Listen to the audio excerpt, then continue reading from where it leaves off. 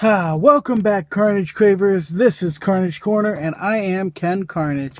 And we are going to go ahead and continue with our preparations for Captain America Civil War. We are running down all the movies in the MCU. Last time we talked about Iron Man through Thor, and today we're going to start off with Captain America, the First Avenger. Alright? Came out in 2011. I know it seems so long ago now, but in this movie, it made north of $368 million worldwide. Okay. It starred Chris Evans as Captain America, Hugo Weaving, Agent Smith himself as the Red Skull, and Samuel L. Jackson coming in at the end as Nick Fury, as he often did. And it was directed by Joe Johnston. Now, Captain America, the First Avenger, for a long time was my favorite Marvel film. I love this film. It's a great film. It was fun. It was funny. It was heartfelt. Like, all the emotion in it was very, very genuine. You believed Chris Evans to be Steve Rogers. And I'm talking about Steve Rogers before he became Captain America. And, the sentiments of the film and everything, like, it had a great message. It had great action. It was an awesome film. And it still is an awesome film. Chris Evans shines as Steve Rogers. Hugo Weaving is, so damn good as a villain, and he's terrifying as Red Skull. It's just incredible.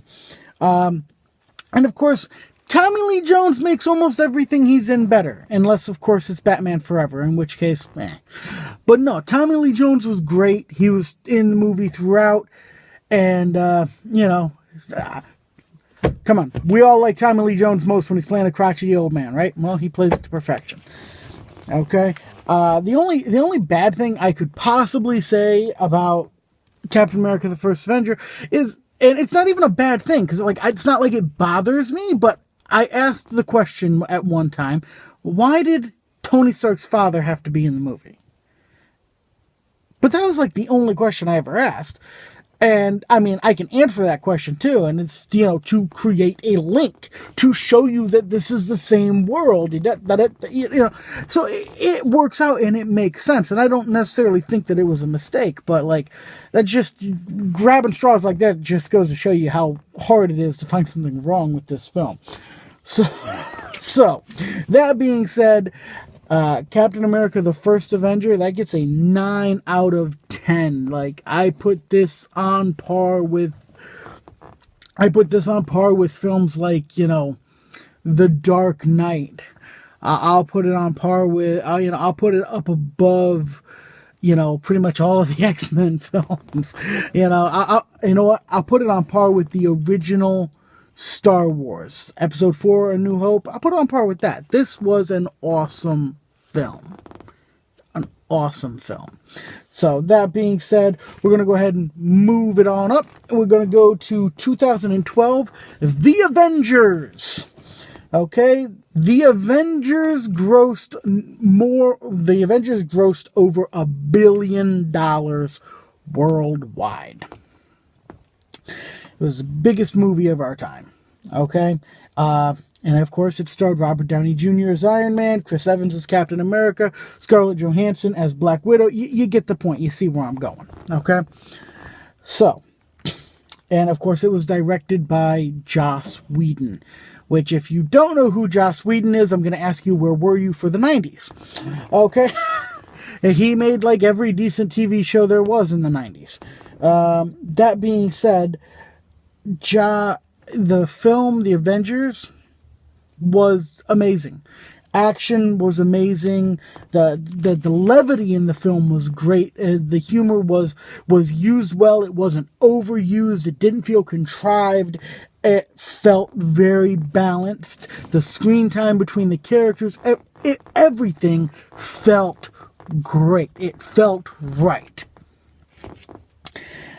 And, I mean, the only thing that didn't make any sense was Dr. Banner saying, "I'm always angry." That's because, like, they never explain that. And, like, yeah, it's a great one-liner, but, like, it doesn't make no sense. So, but no, The Avengers was an awesome film. Avengers also gets a 9 out of 10. I won't say that it's better than Captain America the First Avenger, but I will say it's just as good. They are, to me, they are equal films for different reasons. Okay? And we're going to go ahead and move on past that. Next up, we got Iron Man 3. Iron Man 3 came out in 2013, and it also grossed more than $1 billion. All right?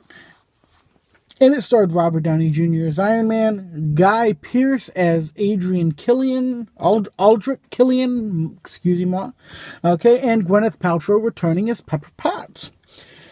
This was directed by Shane Black. Now, Shane Black brought us such gems as Kiss Kiss Bang Bang. He was one of the main writers on the original Punisher film. I don't have any issue with Shane Black. I'm not a big fan of this movie, though. Not that it's a bad movie. It's not a bad movie. It's just not a good Marvel movie. You know what I mean? The film was fun. You really got to turn off your brain to have fun with it, though, because, like, if you start thinking about things like you would in a normal Marvel movie, you're going to start getting upset. It absolutely ruined the Mandarin. There are some of you who don't care about this, but I was furious.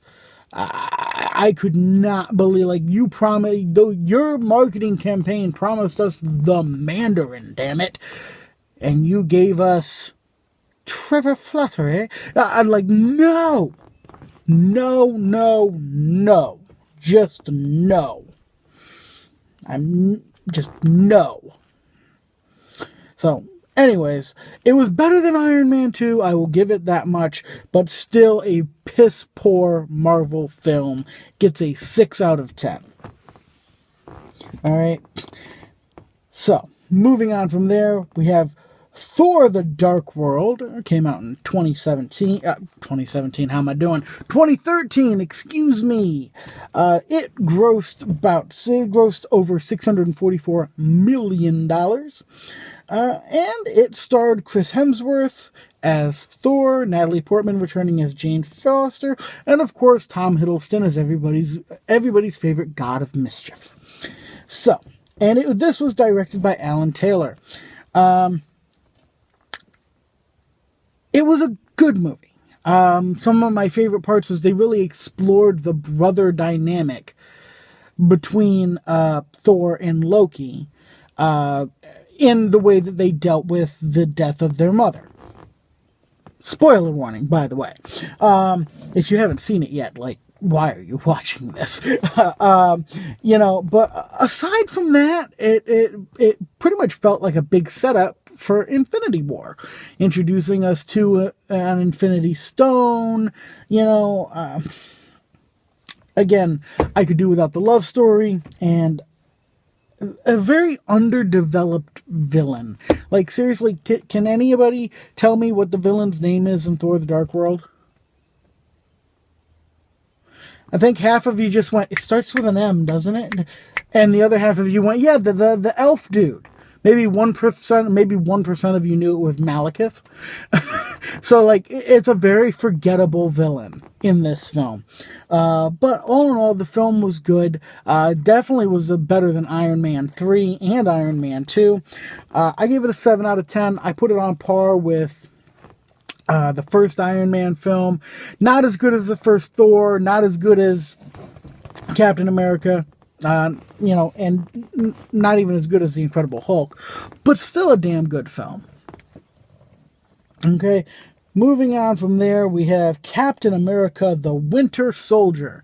Came out in 2014. Captain America the Winter Soldier made over $713 million worldwide. Starred Chris Evans as Captain America, Samuel L. Jackson as Nick Fury, and Scarlett Johansson as Black Widow. Also bringing back Sebastian Stan as Bucky Barnes. Well, actually, as the Winter Soldier. Oh, oops. Spoiler warning again.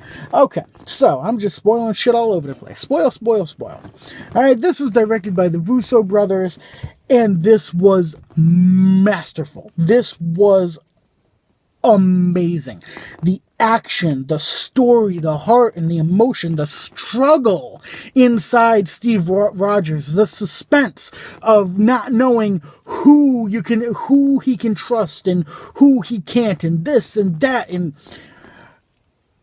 I have nothing bad to say about this film. And I always have something bad to say. So, take that for what it's worth. This film kicked massive amounts of posterior. And this gets a 10 out of 10.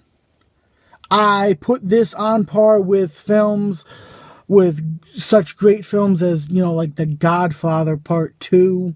I'll put this up there with Empire Strikes Back, Return of the Jedi. This is an amazingly awesome film. They don't get better than this. And if Civil War gets better than, if Captain America Civil War is better than this, which I think it might be, I think you're going to see my head do an exorcist and pop, because I'm not sure I'm going to be able to take it. That being said, I don't know if I already said this or not, because I'm blowing my mind here. Captain America the Winter Soldier, that gets a 10 out of 10. That's going to be all with the time we have for today. When we come back, we're going to talk about Guardians of the Galaxy. But remember, Civil War is on its way, guys. And Carnage, well, that's always right around the corner.